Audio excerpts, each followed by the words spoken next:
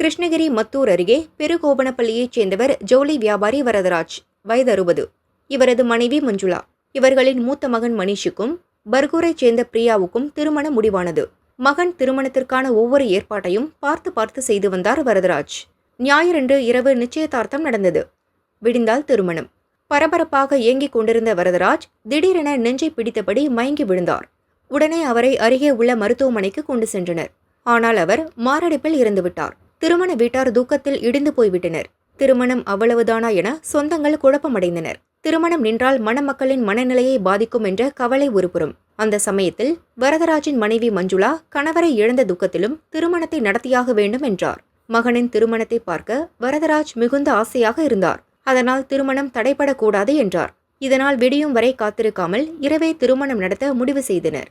வரதராஜின் சடலம் மருத்துவமனையிலிருந்து திருமண மண்டபத்துக்கு கொண்டு வரப்பட்டது.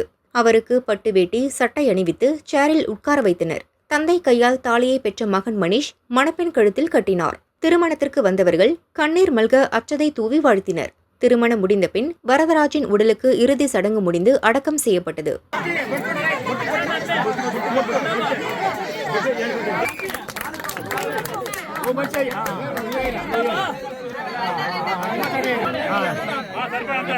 साला